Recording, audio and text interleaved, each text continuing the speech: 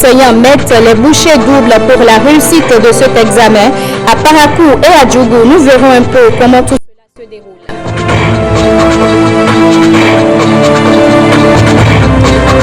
Au ministère du Tourisme et de la Culture et des Sports, les réformes vont bon train. Les membres du BUBEDRA ont reçu la nouvelle carte numérique.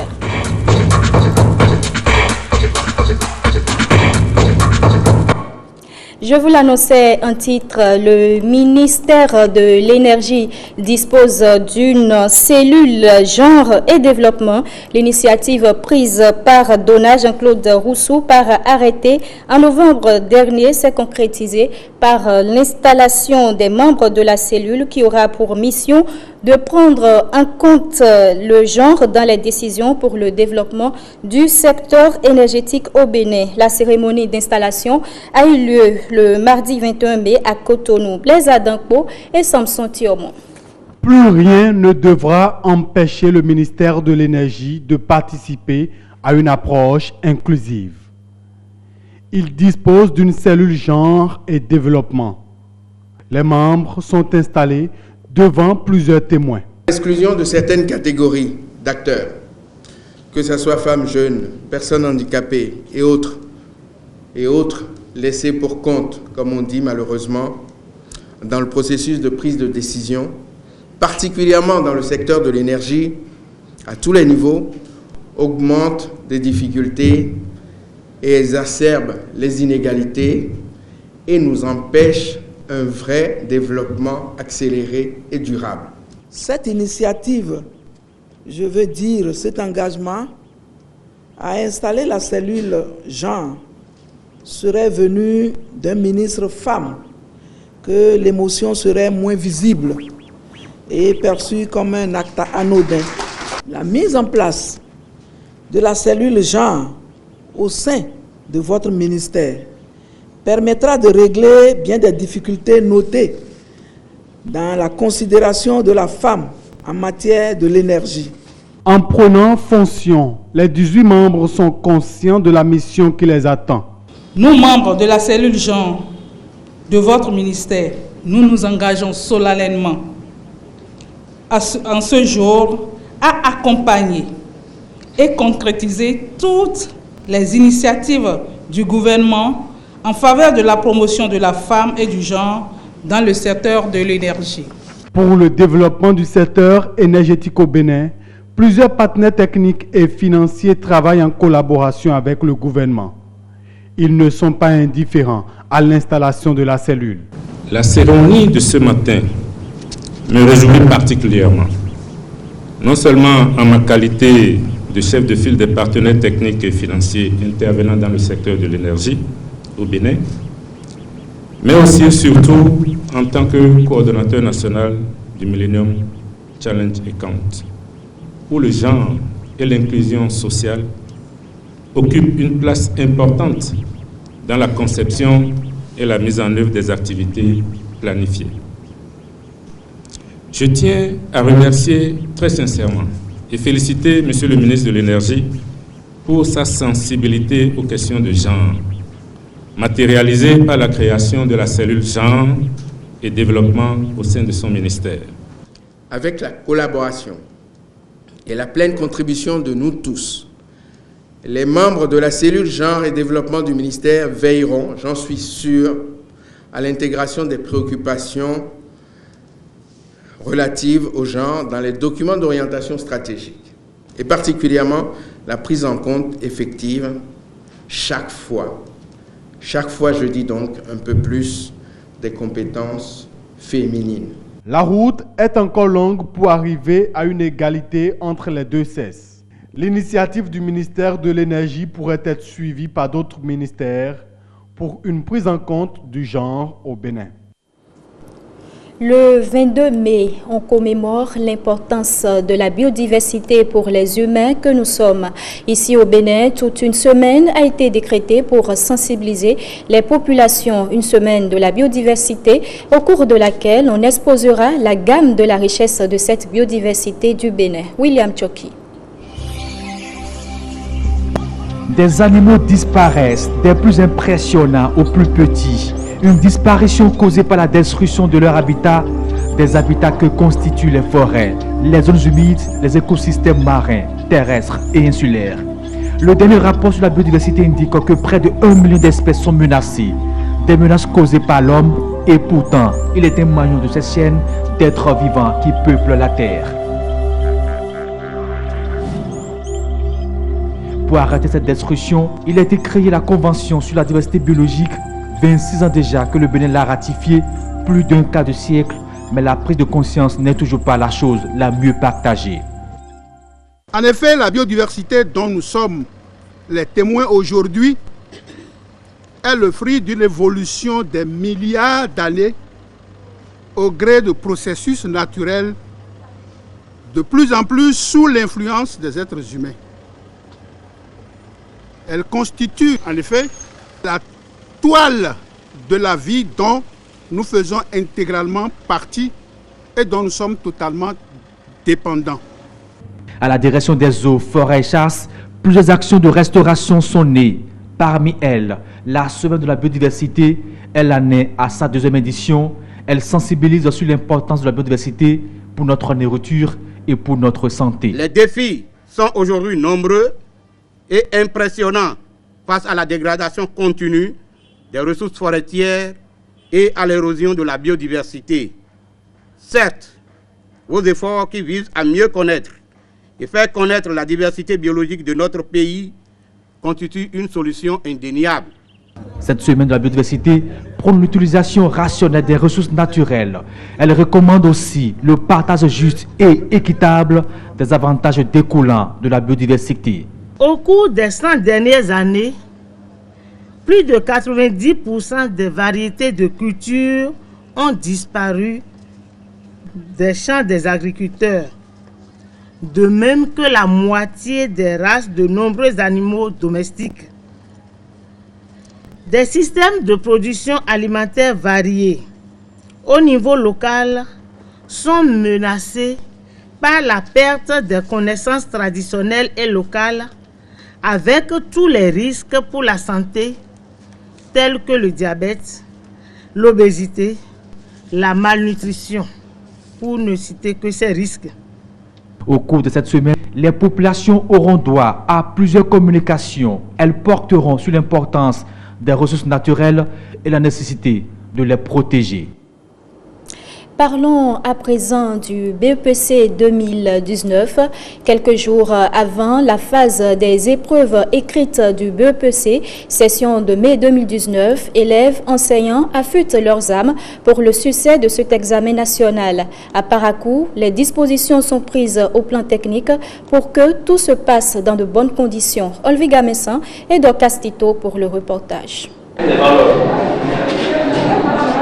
Ils sont en pleine révision, ces élèves de 3e du collège d'enseignement général Hubert Koutoukou-Maga de Parakou.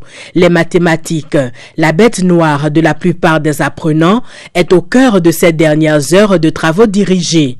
Chaque enseignant aux heures de cours doit en principe essayer de s'entendre avec ses élèves et voir si entre-temps il y a des exercices, des évaluations qui leur posent des problèmes pour qu'ensemble ils puissent les traiter. La SA2, en l'occurrence la séquence de la section plane.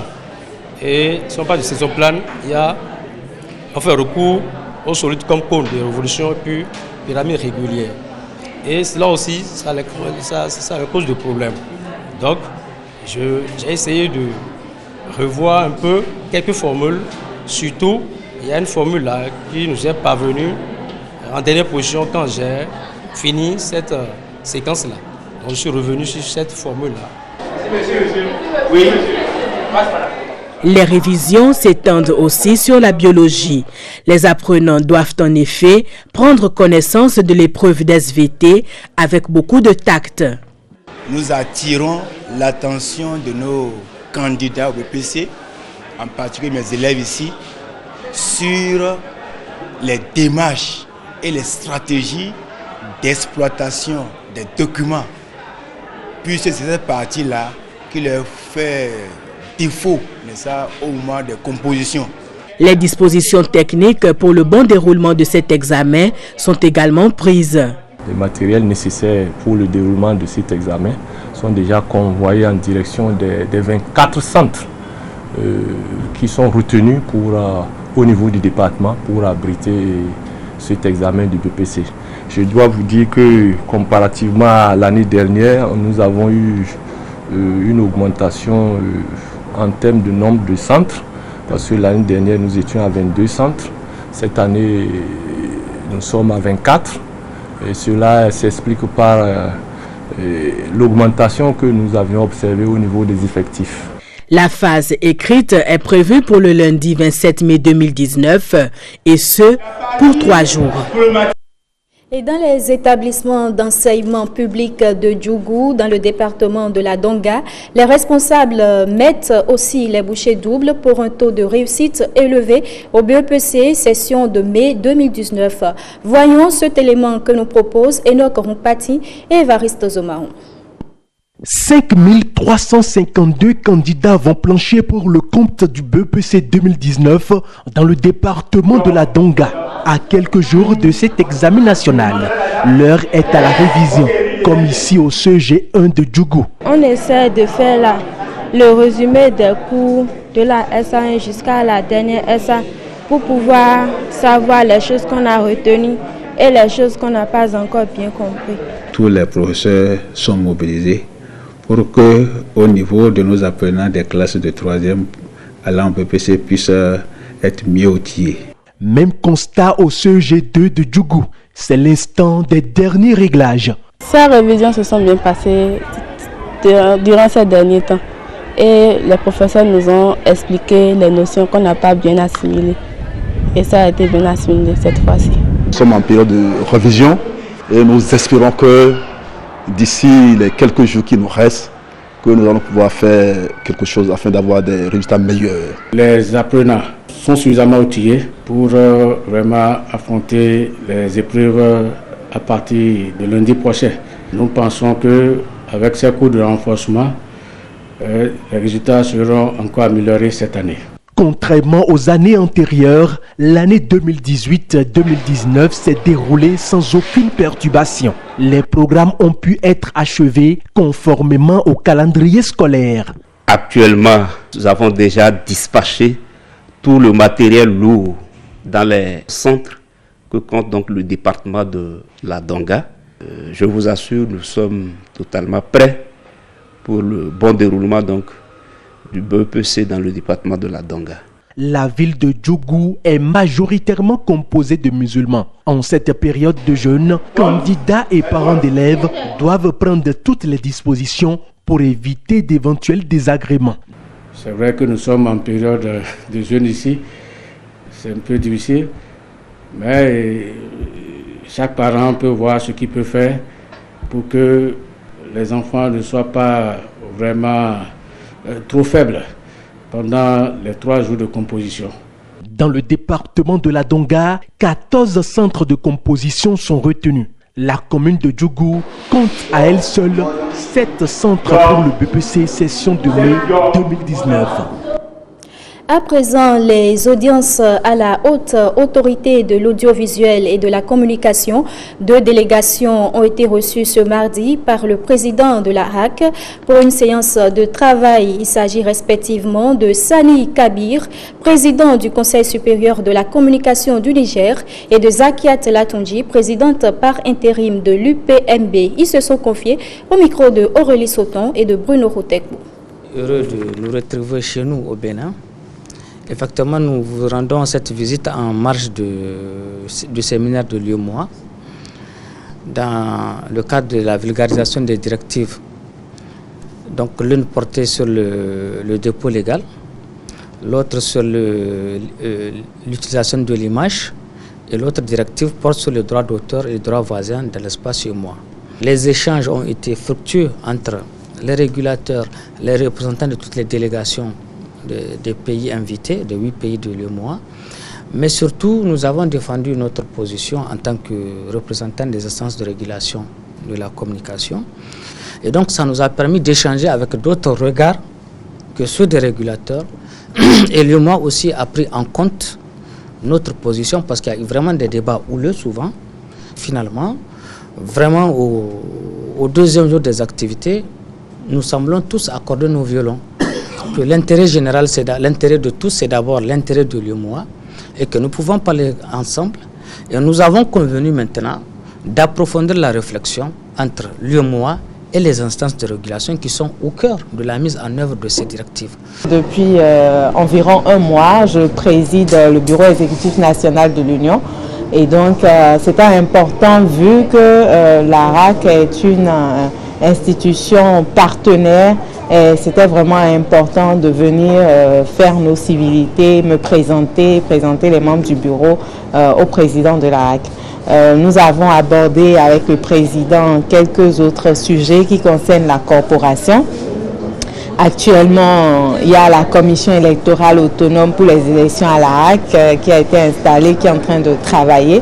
Et nous sommes confrontés à un problème, c'est la question du financement de cette commission-là. Donc nous avons essayé d'échanger un peu avec le président de l'ARAC pour voir dans quelle mesure l'ARAC peut nous accompagner, quelles sont les possibilités que nous avons pour que nous puissions véritablement avoir le financement nécessaire au niveau de cette commission-là. Il y a également la question de la carte de presse qui s'est posée, parce que c'est cette carte de presse-là qui va servir de carte d'électeur pour ces élections-là. Et aujourd'hui, il y a quelques flous par rapport à l'attribution, sinon des doutes par rapport à l'attribution de cette carte de presse. Donc nous avons échangé ensemble pour voir comment assainir un peu et permettre véritablement aux personnes qui méritent d'avoir la carte de presse de pouvoir l'obtenir et participer à ce scrutin. Le ministre du Tourisme, de la Culture et des Sports était ce lundi avec les acteurs culturels. Il leur a fait un compte rendu des réformes en vue de leur mieux-être et puis il a procédé à la remise de la nouvelle carte pour les membres du Bubedra. Jean-Claude James, Samson Tiamo. Avec cette nouvelle carte, ces artistes sont reconnus comme les vrais sociétaires du Bureau béninois du droit d'auteur et des droits voisins Bubedra. La carte d'adhésion qui est un premier pas vers la dématérialisation de l'adhésion, mais en même temps qui avait pour objectif d'auditer la base de données des sociétaires en vue d'extirper les faux adhérents, les doublons. Avant cette remise, ces invités du ministre Omeki ont eu l'occasion d'apprécier les nombreuses réformes en cours dans leur maison commune. Des réformes dont l'aboutissement est souvent synonyme d'avantages, comme c'est le cas avec cette carte numérique. Déjà, vous avez vu comparé à l'ancienne carte. L'ancienne carte, c'était un papier imprimé et plastifié sans même un fichier source. Aujourd'hui, c'est un serveur qui établit la liste et ce serveur établit la carte, génère des codes sécurisés et permet à chacun d'être détenteur d'une carte une fois encore, qui prouve son identité, une carte authentique et permet au Bubedra de s'assurer que désormais tous les détenteurs de cartes sont les vrais sociétaires éligibles à la répartition des droits qui sont collectés. Vous avez vu des artistes dans la salle témoigner, quelqu'un qui recevait 18 000 francs hier et qui aujourd'hui reçoit 700 000 800 000 francs. Ça prouve bien qu'avec du sérieux, on peut avoir des résultats en peu de temps. Nous en sommes heureux. Une autre rencontre est prévue pour aborder avec ces acteurs du monde culturel le sujet relatif au projet de construction de la maison de l'artiste et celui de leur statut.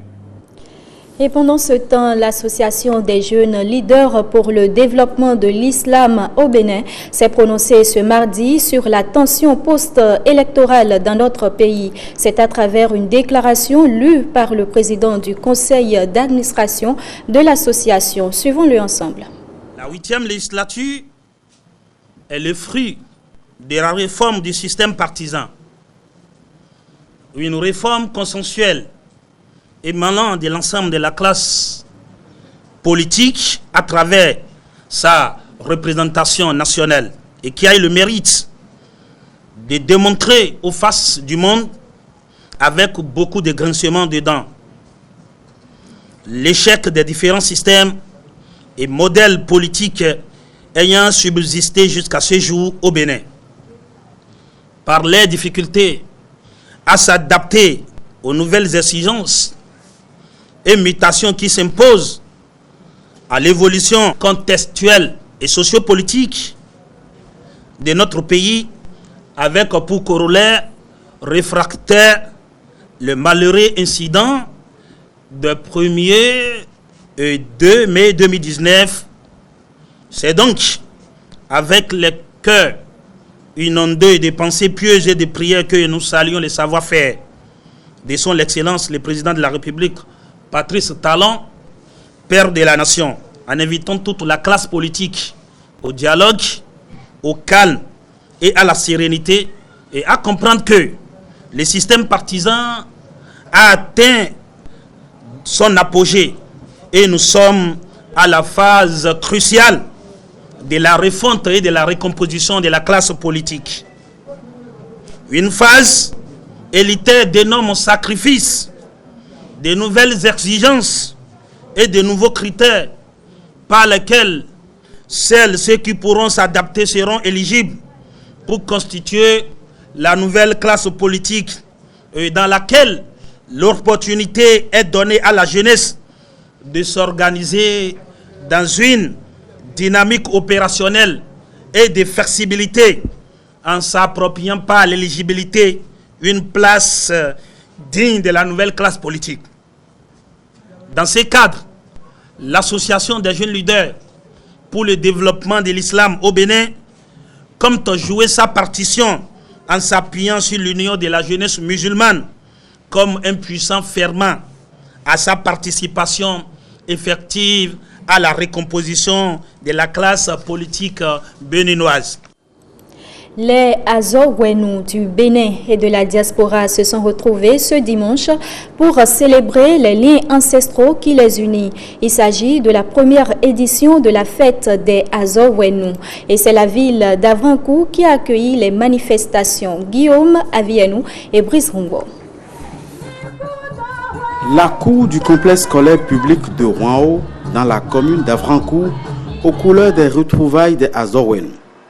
Ce 19 mai a été en effet retenu par les membres de la communauté du Bénin et d'ailleurs pour célébrer les liens ancestraux qui les unissent. Nous avons fait le parcours de tout le sud du Bénin, une partie du centre, une partie du Nigeria, où nous avons rencontré nos frères et sœurs Azowenu qui nous ont donné des orientations et leur totale adhésion à cette organisation. Notre retrouvaille de ce jour nous rappelle la dernière parole de nos aïeux quand ils se séparaient en disant, je cite, « Prenez chacun des sentiers.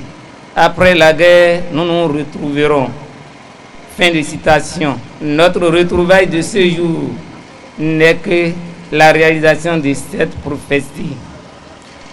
La fête des Azowenu est à sa toute première édition et tire sa source d'une prophétie. Remercions le Seigneur de nous avoir donné cette charmante fête où les 7 clans des Azowenu se sont retrouvés. Nokwevi, Adunkanvi, Goganvi, Bavi, Oli, Sugbevi et Togonu.